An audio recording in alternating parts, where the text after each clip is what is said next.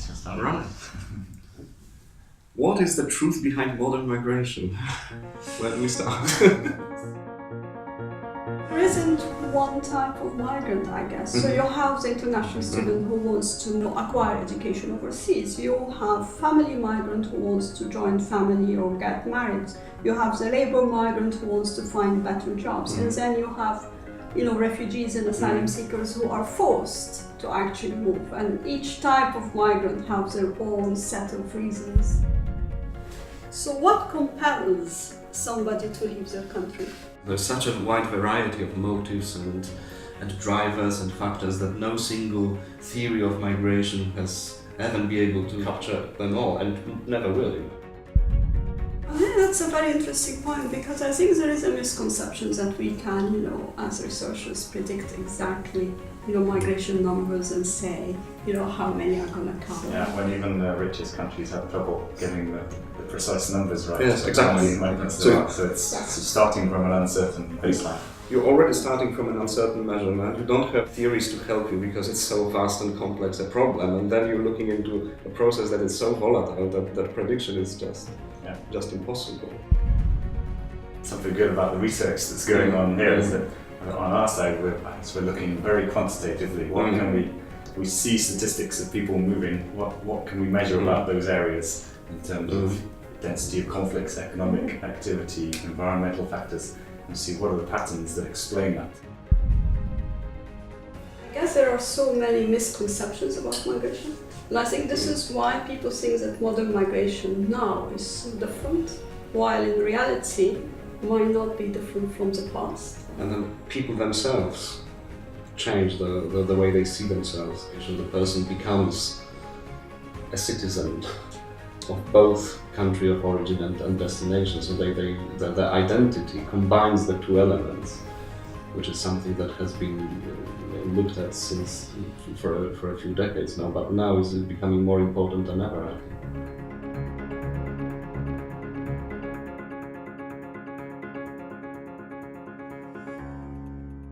So good evening and welcome to the British Academy, and for those of you watching us online via the live stream, welcome. We're pleased that you've come to join us. Now, before I go any further, I'm sure a lot of people are thinking Jason Cowley looks much older in person than I think he should be, and perhaps even more bald than I expect him to be.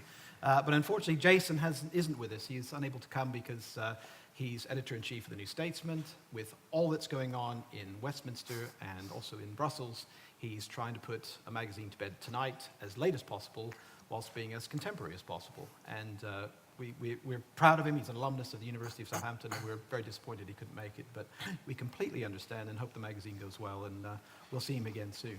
But tonight is about these two gentlemen, and you're not really here to see or hear me, but my name is Charles Elder. I'm the Media Relations Manager for the university, and I'm very pleased to step into the breach at the last minute. Tonight is about migration and immigration. We have a series of lectures we've been running for 3 years now. They've been very successful, very popular, and very pleased to see a good audience here tonight.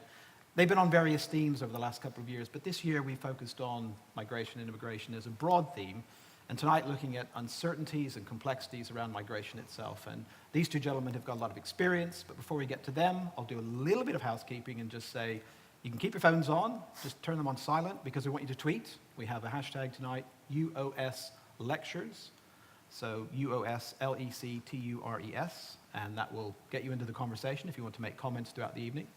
We will be taking questions. If anybody's watching online and would like to inject a question from afar somewhere in the Twitter sphere, they'd be more than welcome, and we'll put those forward later on when we get to the audience participation aspect.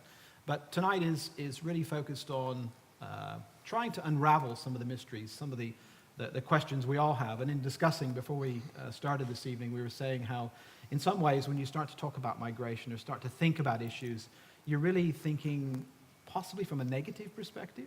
At least the general public might be. And I know I have misconceptions and things I've spoken to Jakob about, and thinking maybe I need to learn some more lessons about what's really going on myself. So I'm really looking forward to having some of my misconceptions and maybe some of the myths busted this evening. So let me introduce who we have in front of you. We have Professor Jakob Bijak. And Jakob is a professor of statistical demography at the University of Southampton. He has 17 years experience in academia. and international civil service, and his research is mainly focused on demographic uncertainty, population models and forecasts, and the demography of armed conflict. He's currently leading a European Research Council project on Bayesian agent-based population studies, developing innovative simulation models of migration, and he co-leads the Economic and Social Research Council Center for Population Change Modeling Strand. And John Simmons is Deputy Director for Analysis on Migration and Border Policy in the Home Office Analysis and Insight Directorate. He spent more than 2 decades working in social policy analysis, providing advice across government and internationally, and he is, in his current role, John oversees the publication and development of the Immigration Statistics and Research Reports. He also works closely with the Office for National Statistics and others involved in producing data on migration, and provides analytical advice to Home Office policymakers and ministers. So join me in welcoming them to the stage.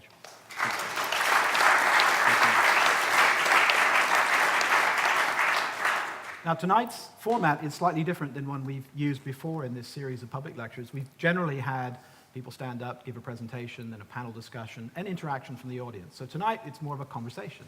And it's an opportunity for us to explore some issues, as I said, myth-busting, trying to get under the skin of some of the questions you have a little bit later on. But we'll start by asking Jakob and then John to tell us a little bit more about themselves and kind of set the tone for the discussion tonight, kind of lay out their view of migration from their own perspective. So Jakob, if you start us. Thank you. And good evening to everyone. I think I'll go straight through to talking about migration rather than talking about myself, because you've introduced me really, really kindly. So I'd like to talk about the academic view on migration, on the complexity and uncertainty of migration. So when we look at migration from the academic point of view, we're looking at a process that's very difficult to analyze, to predict, and to control. So I'd like to give some reasons as to why this is the case. I'd like to focus on uncertainty and complexity as the 2 defining features of contemporary migration. And we'll look at this based on the expertise in different areas of migration studies. And also, what we'll also discuss is the questions that need asking when we are thinking about designing migration policies. So let's start with uncertainty. Uncertainty in the world of migration is everywhere. Migration is a demographic process that's probably the most volatile and the most multidimensional of the different aspects of population change. And we are no better in predicting migration now than we were, say, a generation ago. Back then, everyone was expecting the UK to lose people through migration, which did not happen.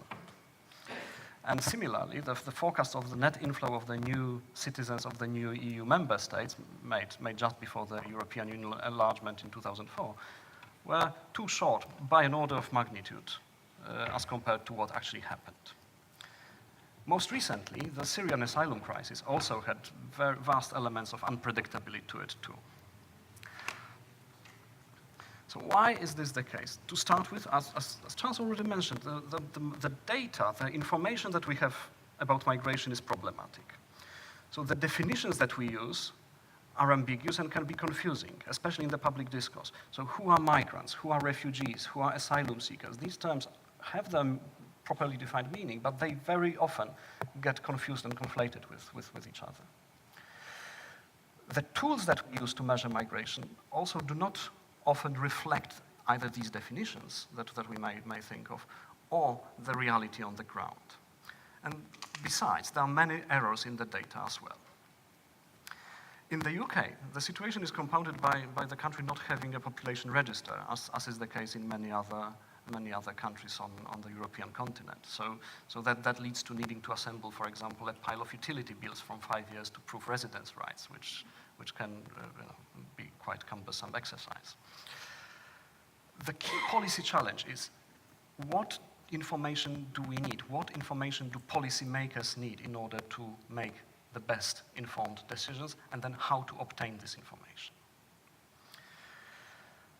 Finally, the part of the complexity of migration links to the many dimensions and many phases of it.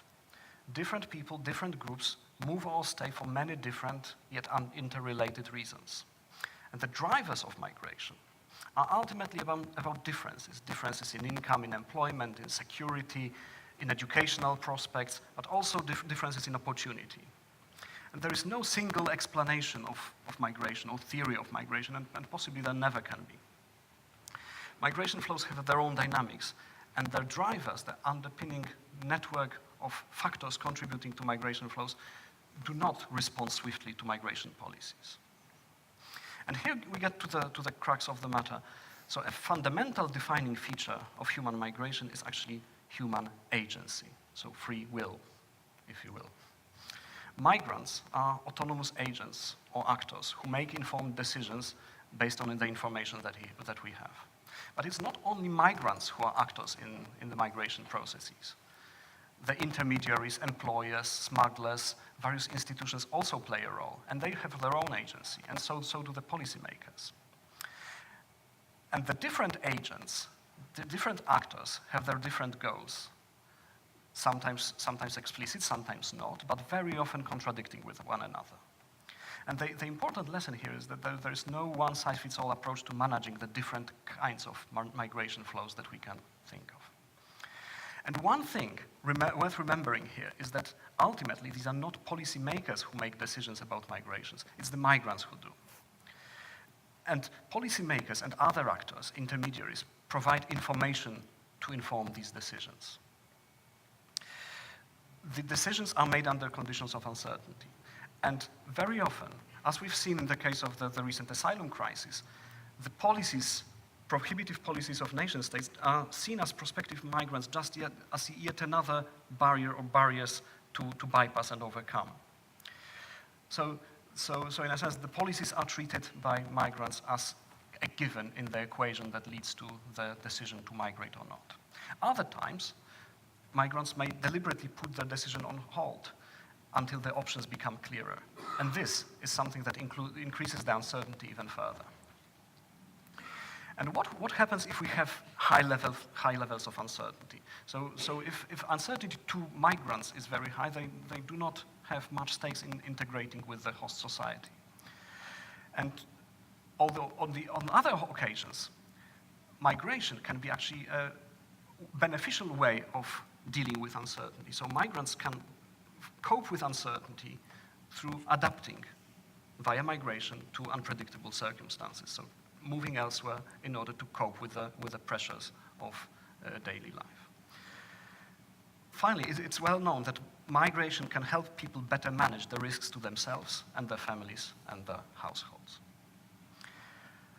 Another layer of uncertainty surrounds the perennial question about the benefits and the burdens and the balance of the two. Right? And this is something that was so thoroughly examined in the UK in the September report of the Migration Advisory Committee for the Home Office. And these questions, the questions about burdens and benefits, if they're asked imprecisely, can be misleading because they mask vast inequalities between people and communities that benefit from migration and some who may not. And the answers to those questions also depend on many other factors, such as the state of the economy. The answer will be different when the economy is booming. The answer will be different when the economy is contracting. And here, an important follow-up policy question is how to spread the benefits of migration, how to share them more equally, but also how to share the burdens. And this question has not featured in the UK migration debate as much as it should, given its fundamental importance.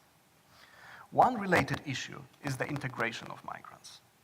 And we are talking about everything from basic language knowledge to job skills, everything that can help migrants participate in the civil life, in the civil society. And this is a key prerequisite if the benefits of migration are to be harnessed. What about control? This is also a hot topic, hotly debated topic. And of course, some form and some extent of migration control is inevitable, but full control can be an illusion.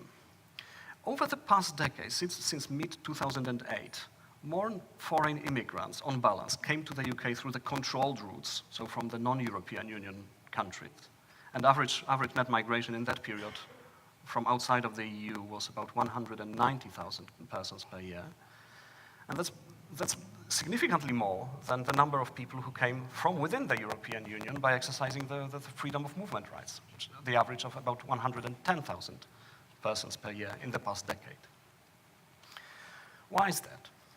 Well, attempts to control migration do not change the fundamental drivers. So the complex web of underlying factors, vested, sometimes conflicting interest, and agency, what we've just mentioned a moment ago. Besides, migrants are already present in the destination countries, and institutions and sectors of the host economies rely on migrant labor. In several sectors, it would be very difficult to replace migrants in the short term, or it could be expensive to do so in a longer term. So for all these reasons, very unsophisticated migration policies and crude targets tend to be either inefficient or even, in some cases, counterproductive. And here, important lessons come from elsewhere, for example, from the United States. So selective enforcement of migration at the Mexican border, some parts of Mexican border, has unintentionally increased illegal migration, led to temporary mobility, what used to be temporary mobility becoming permanent, and also it fueled crimes related to human smuggling and increased the cost, both the financial cost and the human cost of being smuggled. And the recent European asylum crisis had similar elements to it too. So what does it mean to manage migration effectively? It means to confront the complexity and to avoid the illusion of control.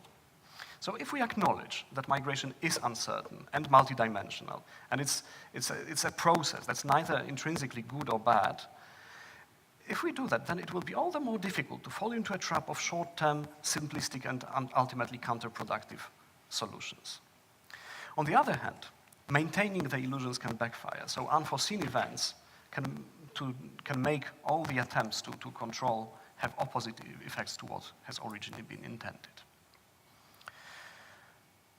Besides, many current concerns about migration, very high migration, ignore lessons from history. And to that end, in the UK, net migration used to be low or even negative, as recently as in the 1980s. And there was a good reason for it. The reason was, one main reason was the sluggish economy in the 1970s. And in fact, if someone wants to reduce migration, damaging the economy is a way to do it, because it's actually likely to work. But the problem is that damaging the economy to reduce migration, or to put it more generally, to trying to reduce migration just for the sake of it, whatever the cost, comes with a warning from the history. Be careful what you wish for. To finish on an optimistic note, what can be done, right? We talked about uncertainty and complexity, all the challenges, but how to deal with them. So there are very simple solutions. Some of those include contingency planning. So contingency plans can help alleviate some of the challenges, especially in the short term. One solution here is pooling resources to mitigate the short-term pressure of migration in certain areas. Making the trade-offs between various aspects of migration explicit can also help us scan the spectrum of possibilities. However, to do that, what we need is more information on migration, on its drivers, as well as more creative ways for dealing with them. And this is exactly why academic migration studies, including statistical and demographic modeling, can help. So we now know more about ways to combine different data sources to paint a more coherent picture of migration. We know how to assess demographic and socioeconomic impacts of migration. We know that some of the features of migration are actually quite stable, despite migration being so volatile. So, for example, the global share of people living outside of the country of birth. It's been quite remarkably stable, increasing only slightly. Currently, it's about 3.5%, just short of 3.5%. We know that the age patterns, the spatial patterns of migration are quite stable too. We are currently working on tools for quantifying migration uncertainty, just to give the decision makers additional information that will help them with contingency planning and the stress testing of the policy solutions. Recently, we have started work on developing early warning systems for highly volatile flows, such as asylum migration. We are exploring new different sources of data, such as social media. And as the participants of the two-day workshop today and tomorrow will know, we also look into simulating, by using computer models, we're looking at simulating the complexity of migration as part of our ERC-funded Bayesian Agent Population Studies program. So how to make this work? to make this work, one of the fundamental, the prerequisites to make all these ideas permeate into the decision-making realm and into policy, we also need to ask serious questions about the state of the debate on migration. Because currently, the debate is unfortunately missing or oversimplifying quite a lot of features of migration flows. What is the case is that quite often there are promises which are being made that are difficult to keep, while the uncertainty and the complexity are being ignored, and so is the historical context. So of course, getting uncertainty and complexity is not something that will help sell the papers. I think we need to be realistic about it. But still, what it can help with, it can help detoxify and demystify migration as a process and offer us a better and more realistic chances to make the most of it while mitigating the challenges. And this is exactly where academic insights on migration can help. And John? Thank you, Jakob. That was really full and interesting introduction. I just want to add a few points from my own perspective, really. Not really commenting on those points at all, but just some other things to throw into the ether. My name is John Simmons. I head up something called Migration and Border Analysis. It's kind of an analytical unit within the Home Office, within something called Home Office Analysis and Insight. We are one of a number of analytical units within the Home Office. We basically, my unit produces the Home Office immigration statistics. We do a bit of economic advice. We do a lot of social research on migration as well.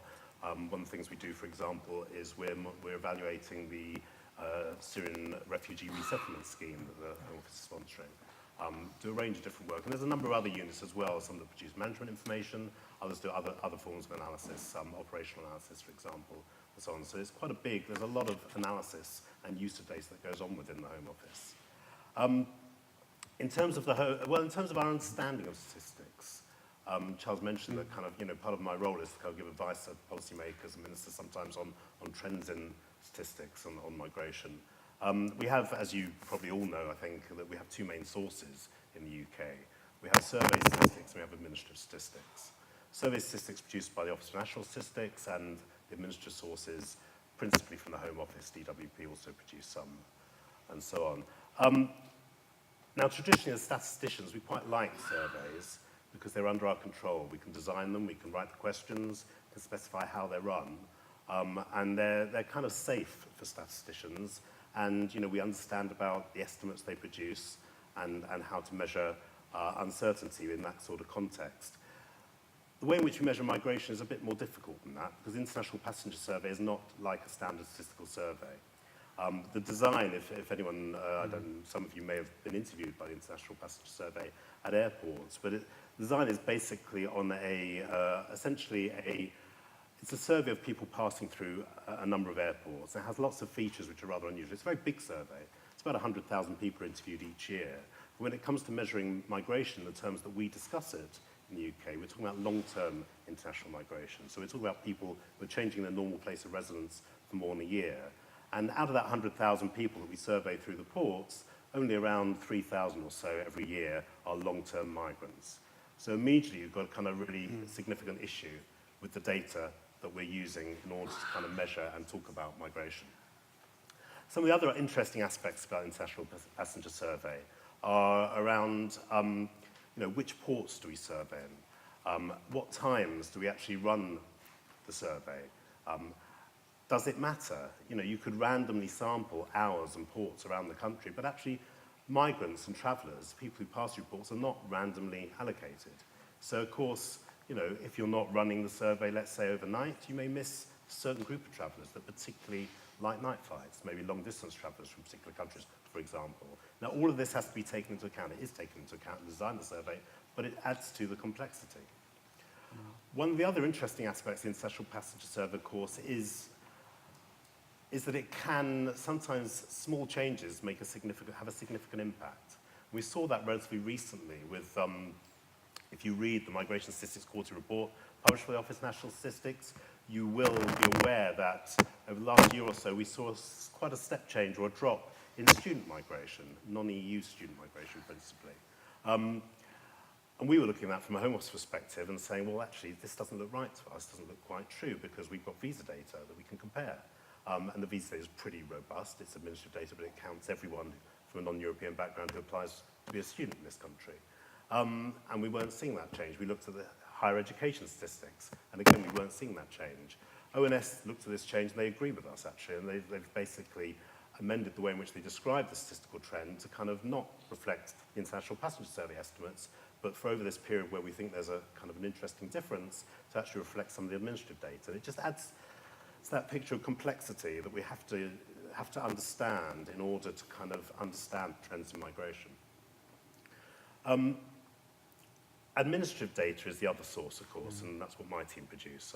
Lots of visa statistics, for example, and other sorts of administrative data. The thing to understand about administrative data, it's not in the control of statisticians, and this is a critical point, really. We don't design this particular form of statistical measurement.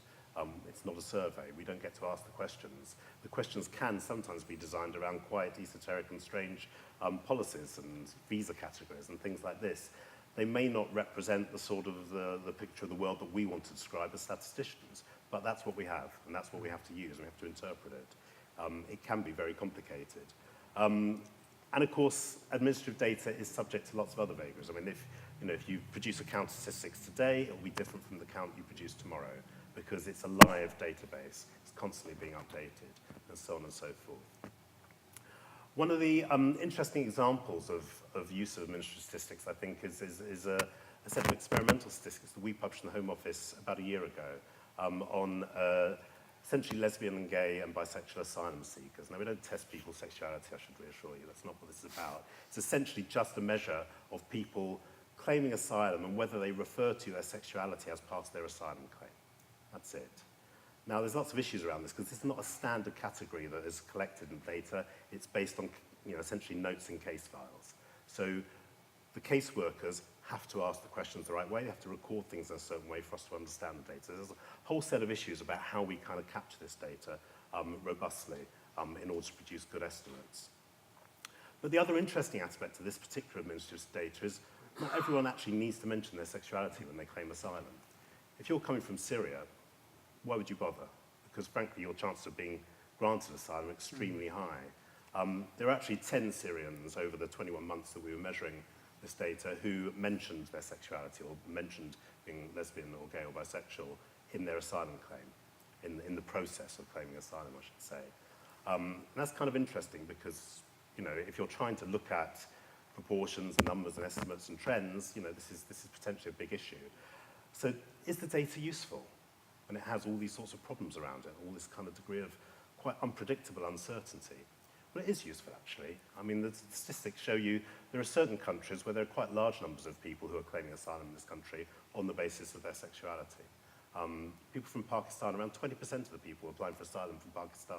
It's about 1,000 cases a year, 1,000 cases over this 21-month period, were claiming and mentioning their sexuality as part of their asylum claim. There are some countries, and again, this will be no surprise if you read the news, where quite a large proportion of the asylum seekers in the UK will have mentioned their sexuality as the reason for their claim for asylum. Certain African countries, for example. And again, this is informative. It may not be a good estimate of the overall numbers, but it's a very good estimate of where issues lie and problems lie that need to be addressed by policy. So again, it's just an example of how complexity in administrative data may seem to make some of the data impenetrable. Or, I mean, you could skip over it and ignore it completely, and then you'd probably come to some wrong conclusions. But actually, if you understand the data sources, understand how they're produced, understand the context in which they operate, then of course you can learn quite a lot, and you can kind of understand and get a great deal of meaning from as I say, quite esoteric data sources. I think that's really all I wanted to say by way of introduction. But one thing that I just did want to just refer to, just to emphasize a point Jakob made, really, which is about the diversity of migration. So much of the migration debate, when you listen to it in the media, you listen to people talking, they talk about migrants do this, migration does this, migration has this impact. There is no such thing as migration. It's really important that you go away and you remember one thing from this evening. Whenever you hear people talk about migration, just there should be alarm bells ringing in your mind, because different types of migration have different costs, different benefits. They have different effects. They have different drivers, different motivations. There are lots of different types of people involved in this thing called migration that we talk about, usually in a very singular way. So if you remember one thing this evening, that's it. You know, if you hear people talk about migration generally, and we will do this a lot tonight because you can't really avoid it when you talk about the issue. But remember, we're talking about very diverse groups of people with lots of different diverse motivations. That's it from me. Thank you. It's opened up a whole range of questions in my mind. And again, we talked before this evening about trying to define migration, and it sounds as though the definition is as vast and will change with each individual who comes into the country. I mean, I came to the United States. I migrated for love. I have to be honest. I wasn't oppressed. I wasn't coming from a poverty-stricken area. I wasn't in a war-torn area. I met a girl from England and I followed her here. And then 34 years later, I'm still here. And hopefully a meaningful citizen for this country and enjoy living here. But there are lots of other people who don't have that luxury and don't have that free choice. So how would we even begin to try and define migration? Can I make a start? Migration in some sense is very easy to define actually, because basically it comes out of population statistics.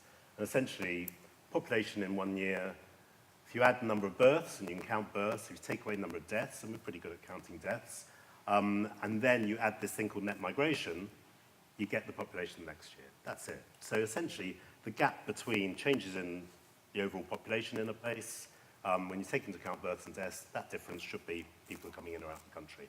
That's kind of it. So in terms of how you measure migration, there is a standard way of measuring it. And that's why, you know, when we define long-term international migration, we talk about people who change their normal place of residence for a year or more. Again, we're looking at changes in the population between 1 year and the next. And it's just a really kind of stable, sensible way of measuring that difference. So someone coming to the UK, for example, as a visitor for 3 months, and then they leave again, has no net effect on the overall population. It may have a little effect, you know, while they're here for 3 months on different services and so on, but really there's no net effect. So again, they're not long-term migrants, we don't count them. People coming for a year or more, we count them. It's really that simple. So in terms of defining migration, at a global level, it's easy. When you start to break it down, and when you think about you have to break it down because of all the different drivers involved, different motivations, different sorts of policies you might want to introduce, that's where it becomes really much more complicated. Yeah. Yes, and I very much echo that. It's almost like we have 3 different areas, concepts here that we'd like to align. One is, what is the formal definition of migration? How do we define migration in a formal way, such that we can then analyze it? The other is what our measurement instruments actually allow us to measure, which is what John mentioned. You know, surveys allow us to mention something. Administrative data sources allow us to measure some other things. Some of the administrative data have not been designed with measuring migration in mind. That migration is just a byproduct of what they've been originally designed for.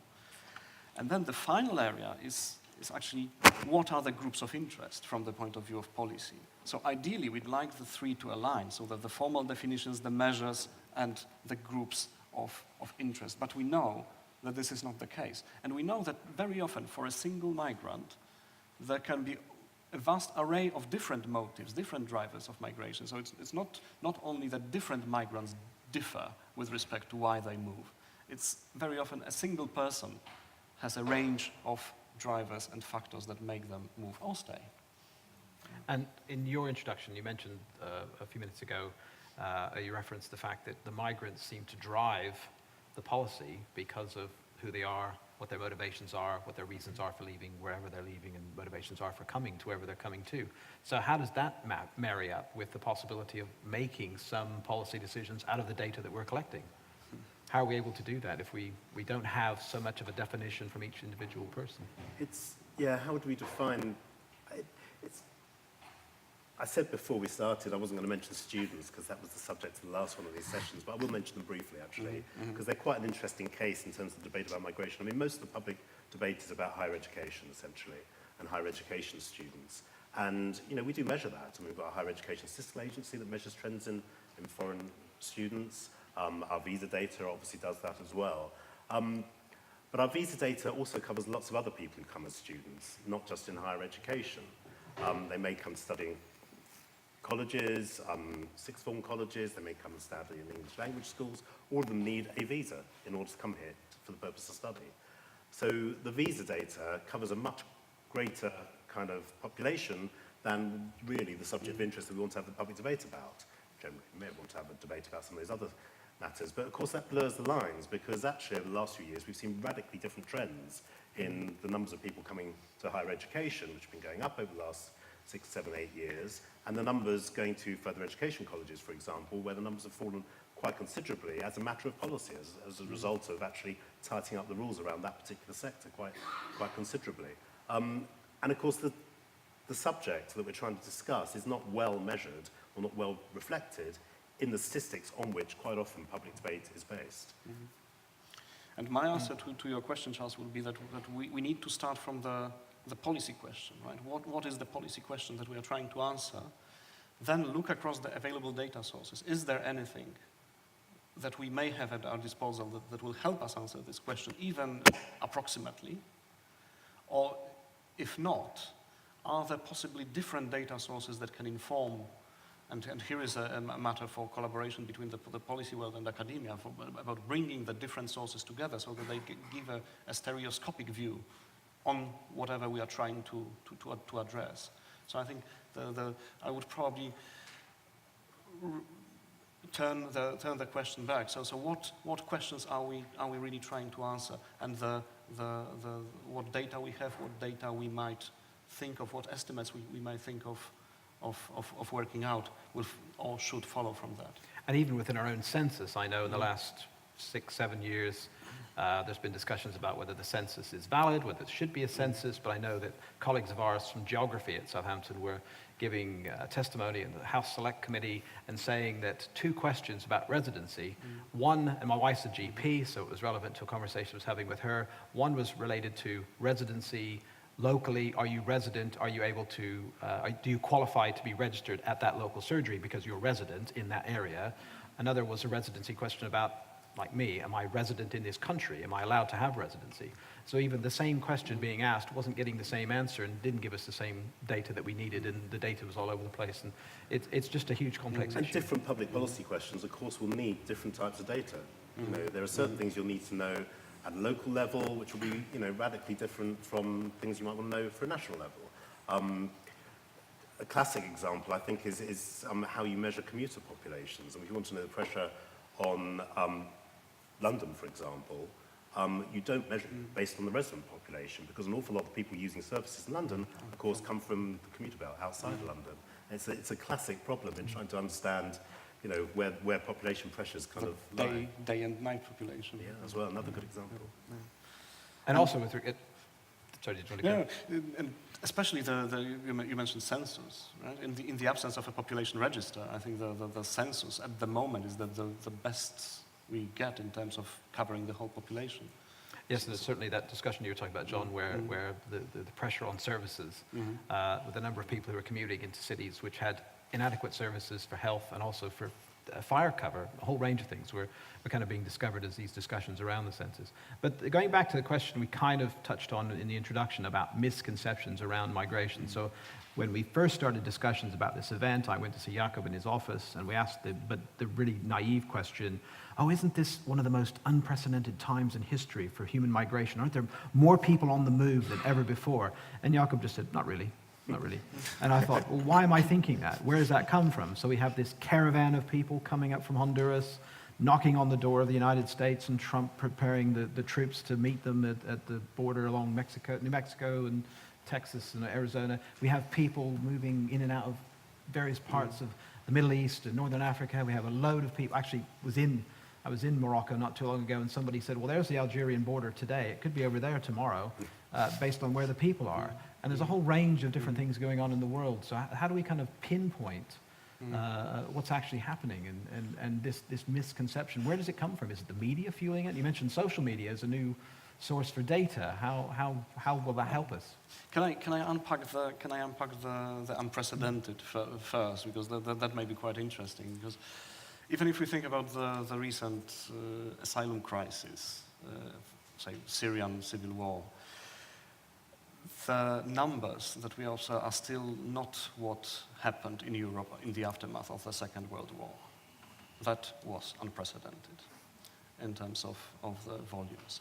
And if you look at the global scale, the share of migrants, as I mentioned in my introduction, the share of migrants globally is increasing only very slightly. And why is that the case? Well, of course, global population is growing, so the global number of migrants proportionally will be growing. As it happens, we do not have exact estimates of how people move between different parts of the world, especially in the developing countries. The data are just not there. But from the available estimates, even rough estimates that we have, we know that when we look at flows of people, relative to the global population, they have been remarkably stable over the past decades. There were interesting statistical quirks. So, for example, when the Soviet Union broke apart, it overnight created millions of migrants all over in the post-Soviet space. But this was nothing to do with people moving. It was the borders that emerged, and how people then started being classified as migrants in the international statistical system. But it's a different story. Yes, of course, when Czechoslovakia split in two, suddenly twice as many people cross borders because of the nature. I mean, it's interesting. I mean, migration obviously has existed for centuries, well, forever, and it's happening all the time, clearly. A lot of people talk about the pressure from Africa, people from Africa coming to Europe, but of course, over half of the migrants within Africa, i.e. people living outside of their country of origin, are working in other African countries. Probably around half, slightly less than half, I think the estimates suggest, of Africans outside of Africa are coming to Europe. They go all over the place. This is just a natural part of society. Does that mean migration is not a problem? We should not worry about it. Well, sometimes it actually affects places quite significantly. When there was a lot of migration in the European crisis, maybe historically it wasn't the biggest number of migrants we've ever seen in Europe, certainly not.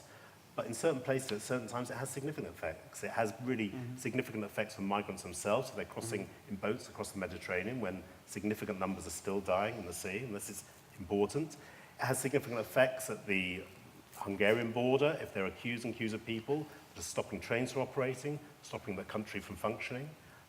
When there are camps at Calais and people trying to get into lorries, and people trying to run businesses, the UK, can't actually operate because their lorries can't actually get through safely to transport goods. Of course, these are issues. Now, numbers are very small compared to historical numbers, but actually in that point, in that place in time, there is a significant issue that somebody somewhere needs to be addressing and thinking of ways of fixing that problem. And are there any examples of places where there may be, you mentioned the United States in your preamble, is kind of having almost a backwards, unintentional result or maybe a positive effect of some of the policies it's introduced. But are there places in the world where there are some policies, there are maybe some forward-looking, prospective countries that are thinking we're kind of ready, or I don't know, how could a country prepare for an influx of people?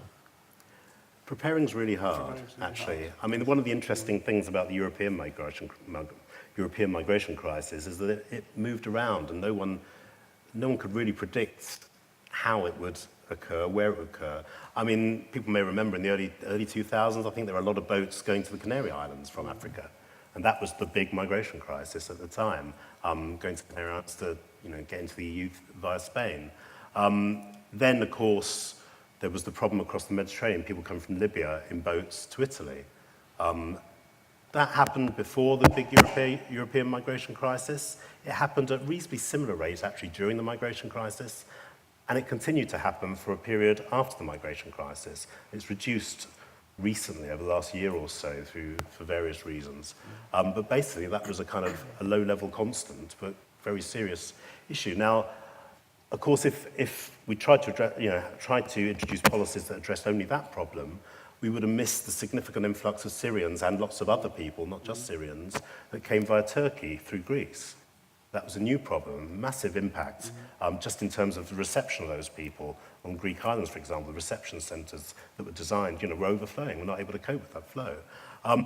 And then, of course, if we focus on that problem and maybe built some massive reception centres and kind of, with whatever policy solution you want to introduce to deal with that particular flow of migrants, well, then we would have missed the Western Balkans issue. And lots of people from countries that were already inside Europe, that weren't crossing the sea, that were in the Western Balkans, then trying to enter Europe via Austria, via Hungary, and so on. And again, it became another big issue. So, migration problems and issues move around. They're very, very hard to predict. So actually addressing them in advance is actually quite hard. I think probably one of the most important things is to be alert to the problems and aware of them, and then to be flexible and respond quickly when they occur, and to have tools at your disposal that hopefully will work and support migrants and support the communities they're arriving in a sensible way. But you have to be flexible. I very much echo that. This is something that also is coming out from the sort of cutting edge work in the academic migration studies. So the agility to be able to address the challenges as they come, and that requires having spare resources to allocate, right? And the resources, this is a political choice. This is a social choice. So this is not something that's given. This is something that the electorate at large needs to consent to allocating to a particular cause. You asked about an example, Charles. I think Sweden would be probably as close as it gets to that, because they have, in terms of dealing with the recent asylum crisis in Europe, per capita terms, I think they have taken more asylum seekers than anyone else. Of course, what helps them is geography. So they're probably about as the furthest remote country in Europe from where migrants come into the European Union. So Sweden is the last country on the route. And nonetheless, going back to that issue of resources, you've mentioned a couple of times this evening about the fact that we need to, collectively share the burden and also share the benefits. So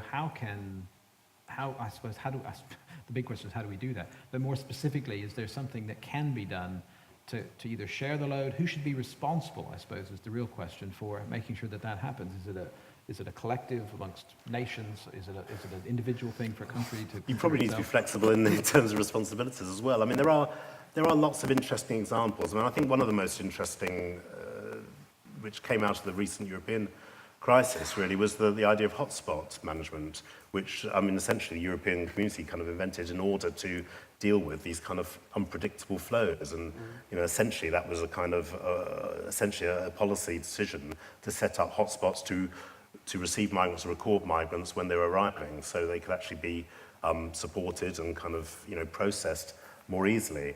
But it was a flexible response to a problem which, I think we know from kind of the media, from the stories, there were very few migrants, hardly any migrants on the Greek islands prior to the European crisis. Then suddenly, the migrants, arrived en masse some of these places, and it was really difficult to cope with. So you had to respond really quickly. And I think the hotspot process was one way of doing that. And that's not to say that's perfect. Far from it. I mean, there's still immense pressures even now in some of those places. And to some extent, the crisis was and still is a crisis of coordination. So if you look at the European policy and the attempts to actually come with a solution that would replace the Dublin arrangements, and we were still nowhere near a workable solution. And the Dublin arrangements clearly ran out the cause, because what was the outcome of applying the Dublin principles is that the border countries in the Mediterranean were actually those who are the first that the migrants encounter on the route to Europe would, in principle, need to be taking the full responsibility for accommodating them. So that was clearly against the principle of sharing. Yeah. I mean, Dublin arrangements are essentially the rule that basically says people should apply for asylum in the first country they arrive in within Europe, in the European Union. And that kind of works where people are flying in from places and needing safety in relatively small numbers. But obviously, when you have very large volumes arriving in one particular country like Greece, it suddenly becomes pretty unworkable, really. It's a major problem. And one last question for me before I open it up to the floor. And we kind of, again, discussed this before this evening about when does someone stop being migrant? So you've given the example of people coming to Greece. That's a first foothold somewhere to go somewhere else. We talked about, I mentioned the Hondurans coming up. If they make it across the border into Arizona, New Mexico, when do they stop? Is it when they arrive somewhere? Is it when they go home? Because we know a lot of people migrate to leave a conflict, but they don't go too far because they want to go home again. The ultimate goal for them is to try and return to normal life, I suppose. So when does someone stop being migrant? I mean, migrants don't always know they're migrants, of course. I mean, they may not expect to be migrants when they just leave their home country and start travelling somewhere. I think, again, there's no single answer to this. It will depend on situation, a lot of individuals, and the reasons for migrating. I mean, one of the interesting aspects is, when would a migrant or a group of migrants, be considered part of the country they've arrived in? And that's really hard. We were talking earlier. We've all got migration backgrounds in various forms. Our families have, and so on. I'm sure lots and lots of people in the room have as well.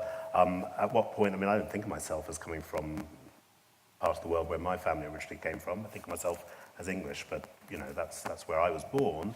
Being born somewhere, does that make you not a migrant? Not always, because it depends on how you're brought up and the community you're brought up in. One of the interesting things from, just referring, I suppose, to a piece of analysis we did with the Office of National Statistics based on the 2011 census data, we did a lot of analysis of the census data, which is published, looking at essentially different socioeconomic outcomes of people depending on when they first came to the country. Because we've got this wonderful question in our census, actually, which is essentially the year of people arrived if they were born abroad. It's very useful from an analytical perspective in terms of understanding migration. And there are lots of interesting aspects to this, but essentially, the longer people stay in the country, the more they become like everyone else. It's kind of obvious, really. But of course, the speed at which people become more like everyone else varies for different groups of people in different ways. And it may vary depending on where they arrive in the country. So, I mean, housing is a really interesting example. Most migrants, when they first arrive in the country, will use the private rented sector. Not surprising. You're not certain about your situation, you don't want to invest necessarily in a house, you don't want to buy a house. Now, certain migrants with certain backgrounds, if they don't succeed well in the country, they may end up using the social housing sector more. Quite a lot of migrants actually, then want to buy a house, and much like most of the population, they end up, if they've been here for a number of decades, buying houses in roughly the same rate or proportions as the rest of us.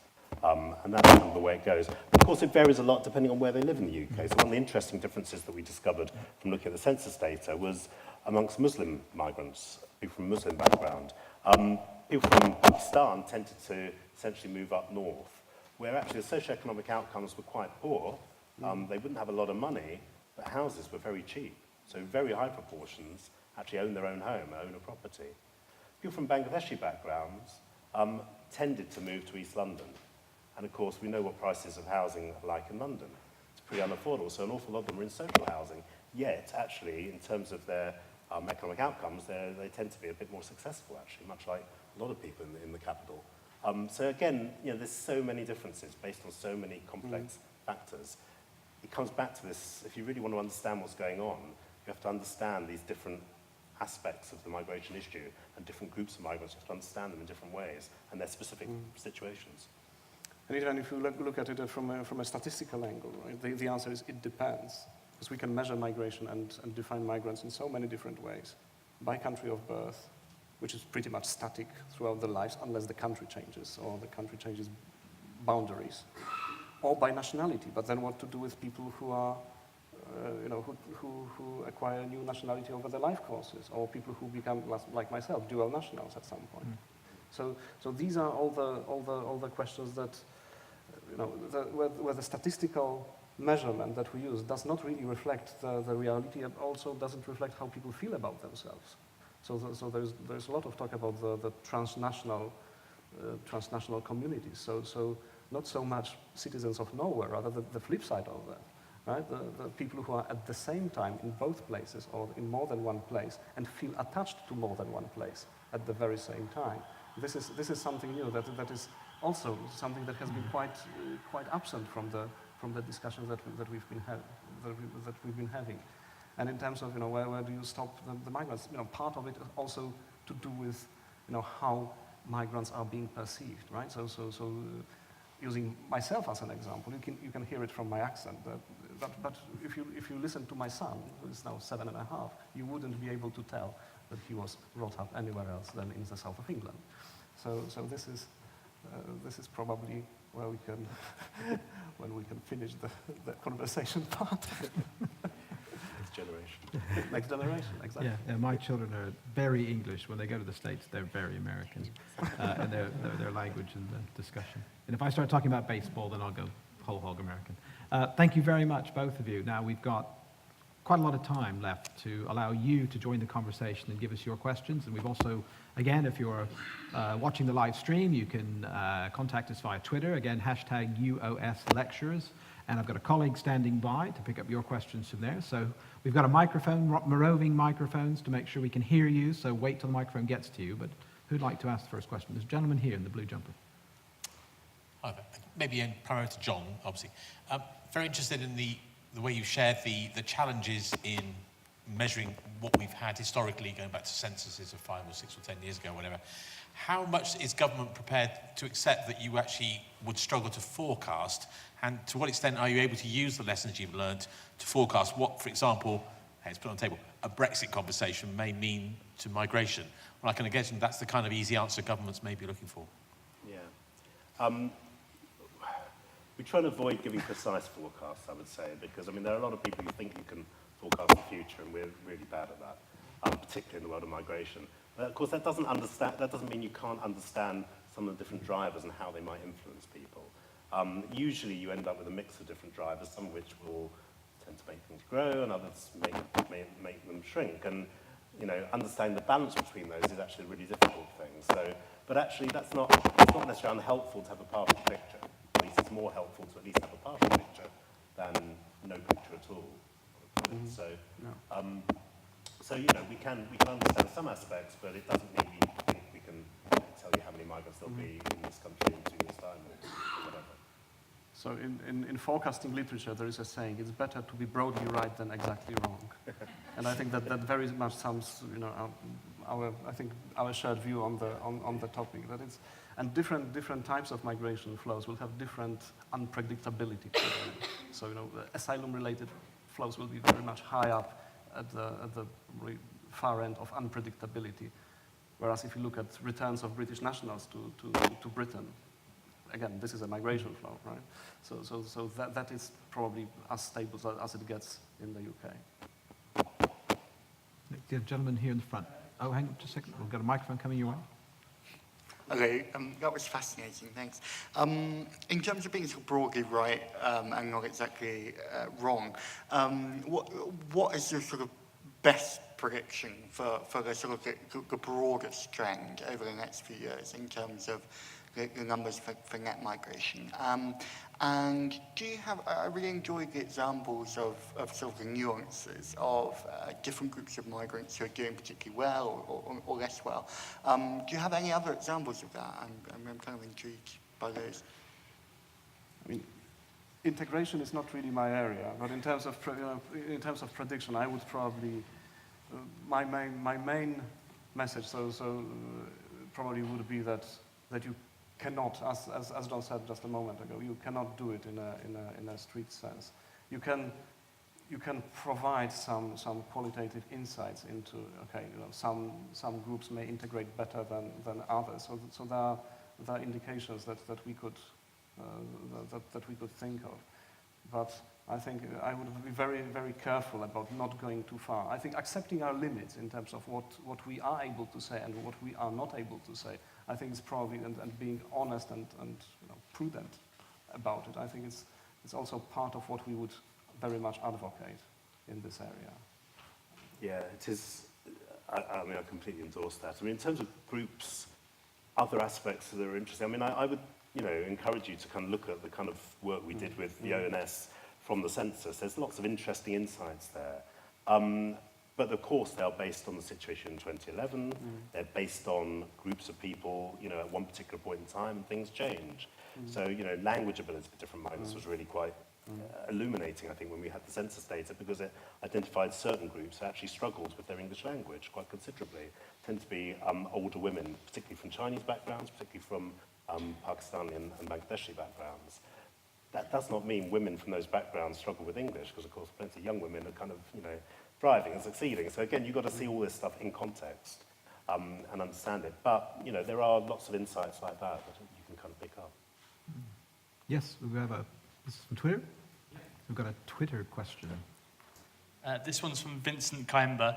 Professor Jakob, given the attention that migration as a phenomenon has received globally, do you see it as an uncertain and complex process in the future?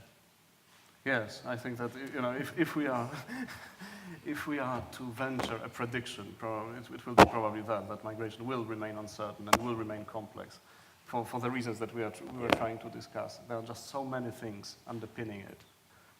And in a way, I think it's a good thing at some fundamental level, you know, because let's think for a moment, what would it mean that migration would be perfectly predictable? It would mean living in some sort of totalitarian nightmare that I don't think that, you know, none of us in this room would really like to find themselves in. Well, also that balance we were talking about between the negative view of migration because there's been a problem, or that migrants are a problem, and migration just happening naturally. People, as you say, people come and go all the time, and the number of people that have probably entered the country today, I don't know how many thousands enter and leave, but it's a constant situation. It's not a threat or a problem in many ways. Even, I mean, the evidence base is very, very, very uncertain, and it's, you know, even thinking about things like, you know, as Jakob was saying earlier, I mean, you know, migration is driven by differences, so economic differences between different countries.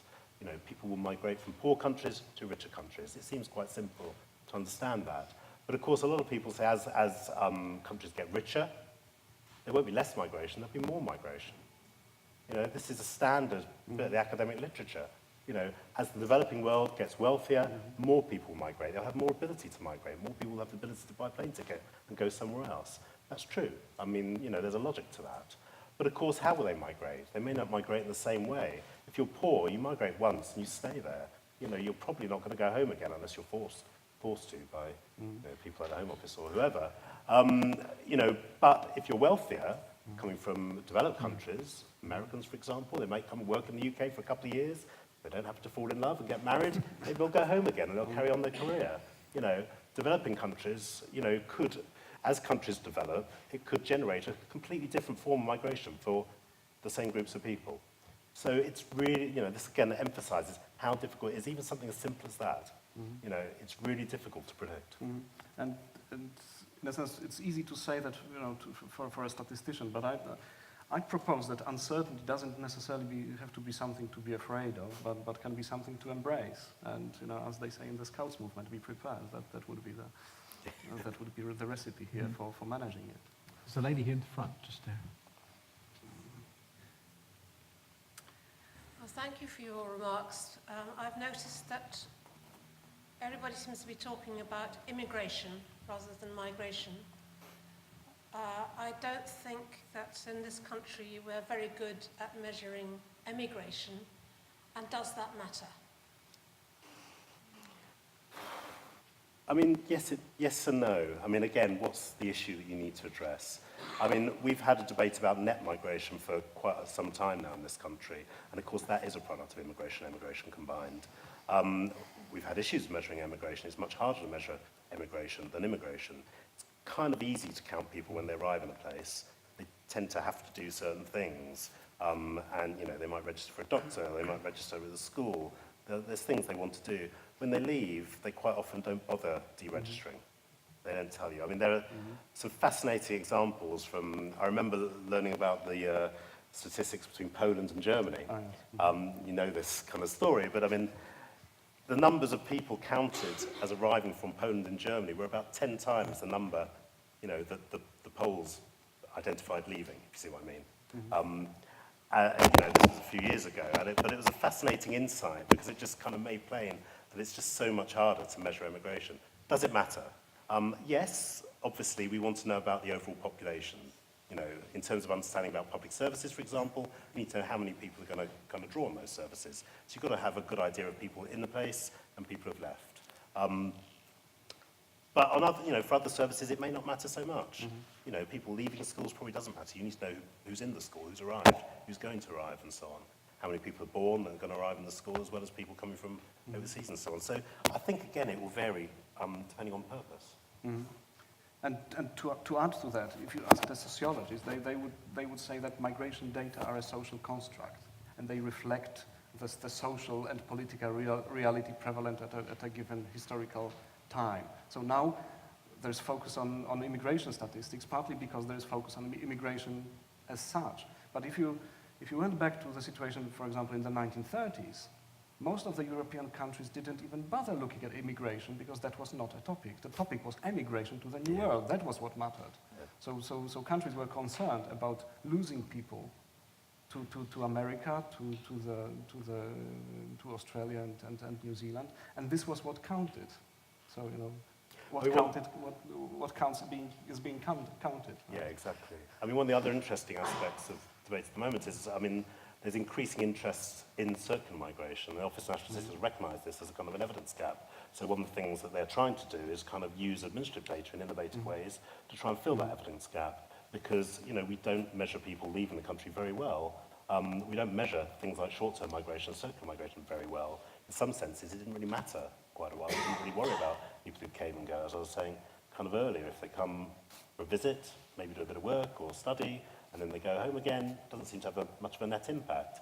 But actually, it can be quite important. If you work in academia, you might care about the PhD students that only come for a 9-month course, because they help pay your salary and so on. It's kind of, so again, it depends on the purpose, doesn't it? Next question. Anyone? Yes, there's a gentleman there. Well, I'm a long retired academic in the electronics field. What I'd just like to remark about and ask about, in the days of the Central European and Eastern European communist countries, the main issue for them was to stop people getting out. And some did get out, and they were generally welcomed, perhaps in the USA particularly, and sometimes in the UK.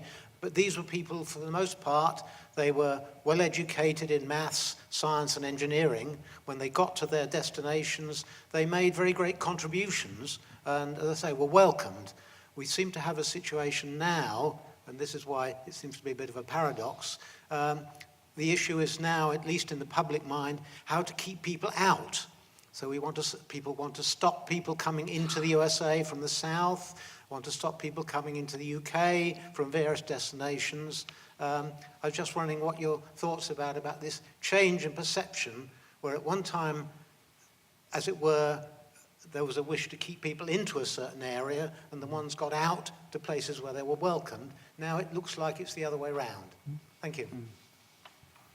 Who wants to start with that one? Should we start? Where shall we start?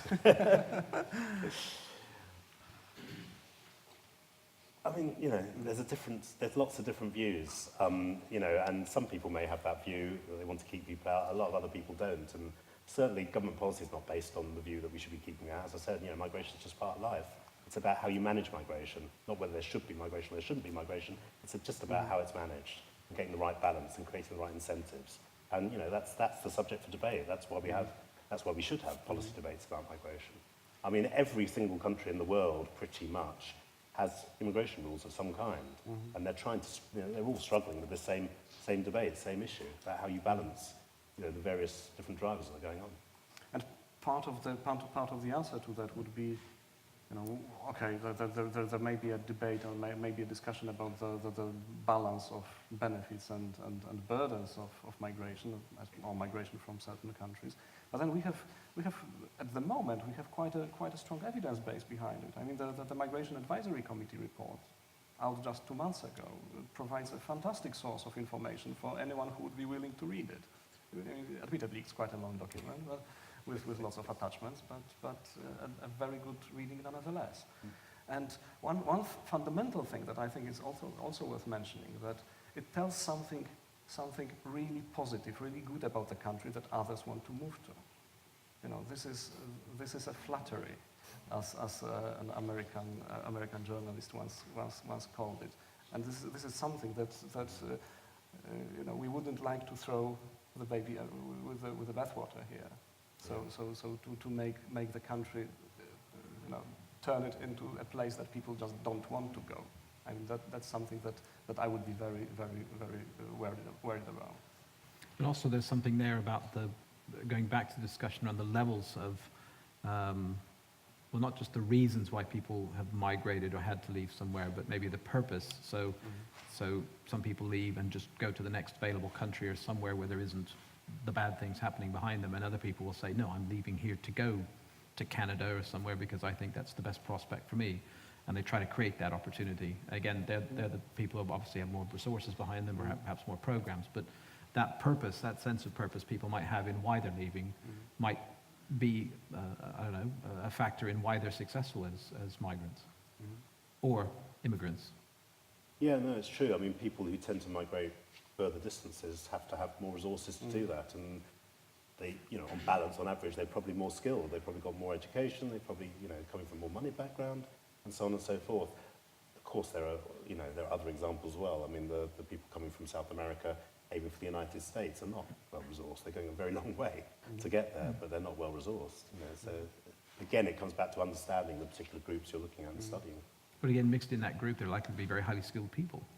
And they're also people, but they're moving as a group rather than just individuals leaving and going from one place to the other. So the playing field obviously changes because of their situation.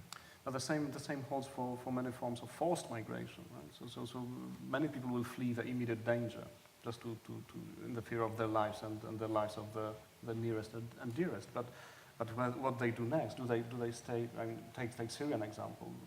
Do people stay in refugee camps in Lebanon or Jordan, or do they try to make an attempt to cross over to Europe? And to do the latter, you need resources. You often don't know. I mean, again, if you're Syrian and you arrive in a refugee camp, you're probably grateful to be, you know, safe and secure in that refugee camp, and that's probably okay for a short period of time. But the longer, of course, that uncertainty exists, then of course you have to look at different options, and you may make different decisions. And there's an interesting aspect to this around climate migration as well, which is often debated. You know, a lot of people think that climate change could cause mass migration and be another kind of, you know, another group of people who might be coming to Europe, for example, because it's seen as a safe place. Most people, of course, affected by climate migration, their first priority is just to make themselves as safe as possible. You know, and most people are not likely to be wealthy people. They're not able to get on a plane necessarily. So again, the priority is to make themselves safe close to home, close to where they exist. So it's not in any way certain that climate change will necessarily lead to mass migration.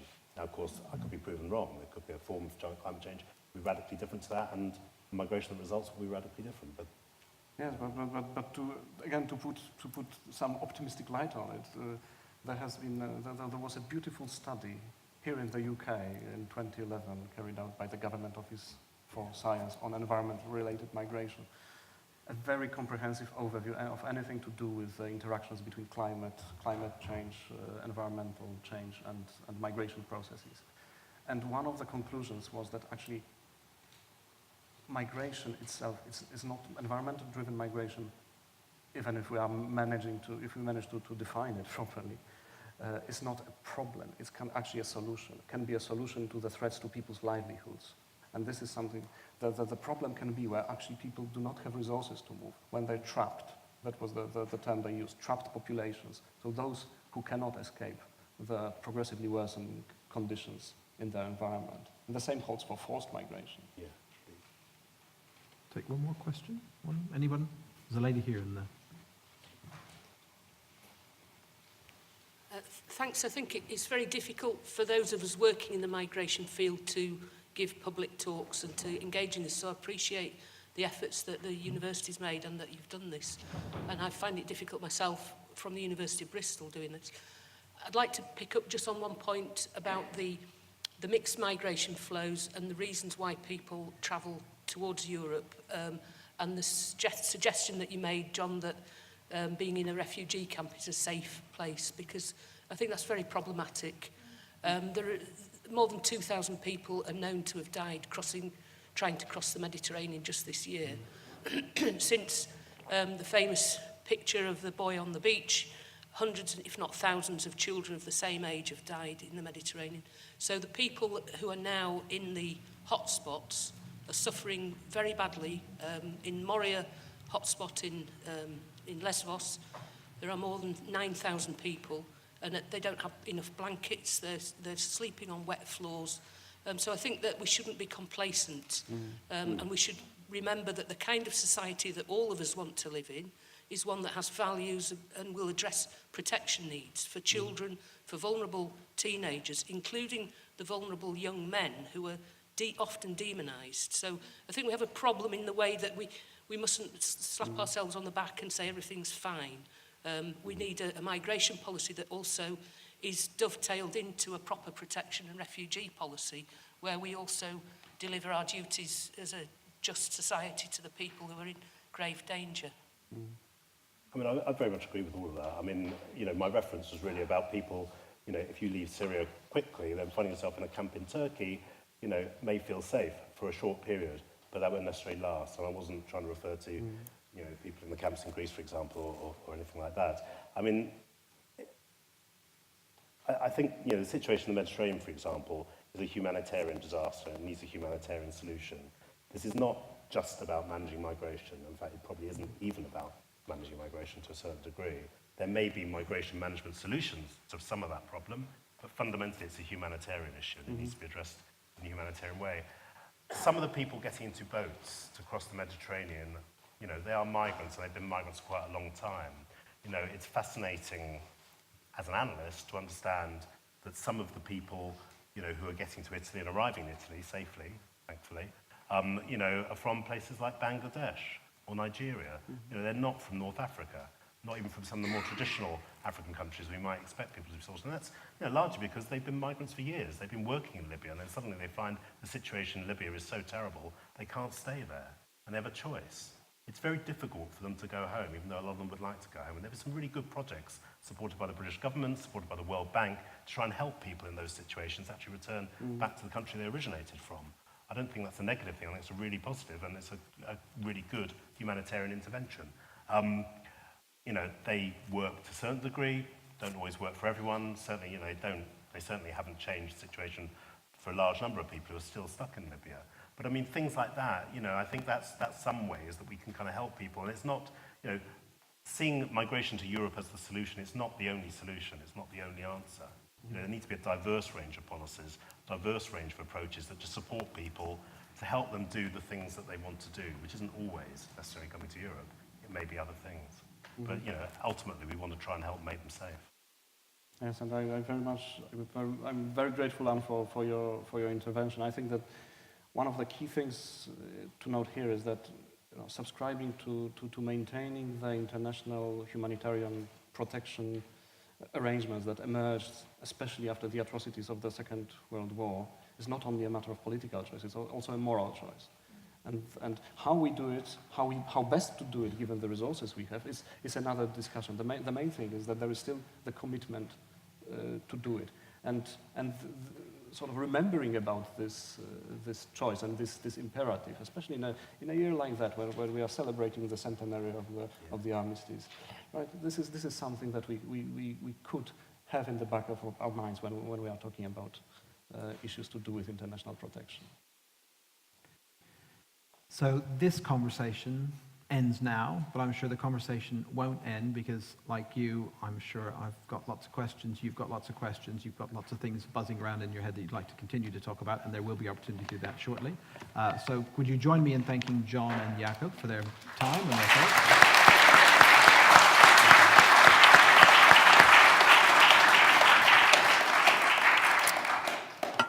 Thank you. I'm Professor Jane Falkingham. I'm the Dean of the Faculty of Social Sciences at the University of Southampton, and I'm really delighted to see so many alumni here tonight. I'm a member of the University Executive Board, and so I'm representing the Vice-Chancellor here today. And I'm just really delighted to see all of you here and to welcome you. I'd really like to thank Jakob and John and Charles for a fantastic conversation. I think we've really gone across the full breadth of migration from labour migrants all the way through to asylum seekers. This is the second lecture in the series. We started the first lecture on international student migration, so a really focused topic. Today we've gone very broad.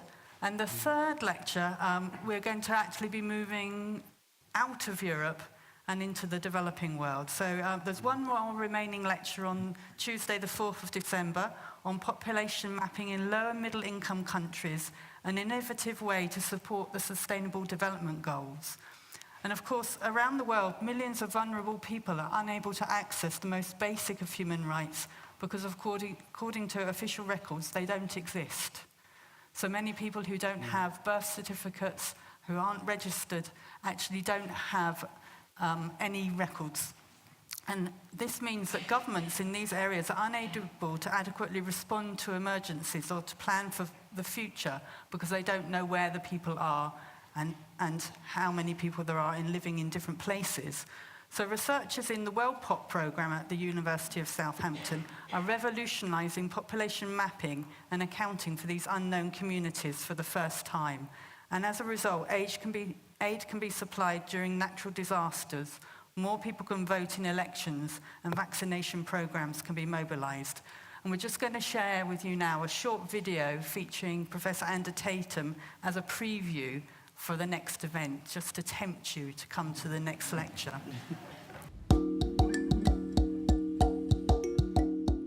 And we see, looking at internal migration, we see those connections to families and sending money back in looking at mobile phone data, looking at where people are every day and over the course of a year. For instance, in Namibia, we see huge amounts of people working in the main city during most of the year, and then the holiday time comes along over Christmas, and the city really empties out, and huge numbers of people move back to the northern areas where they still have family that they're sending money back to, and they're working in the city for most of the year.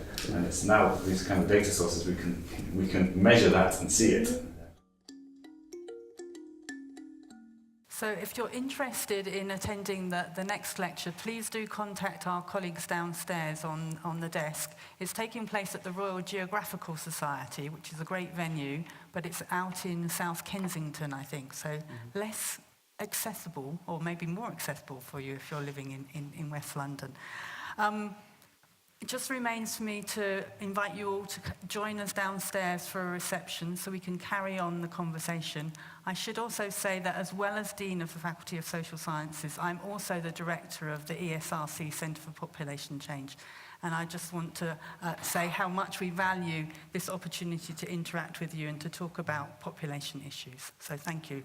Please do join us downstairs.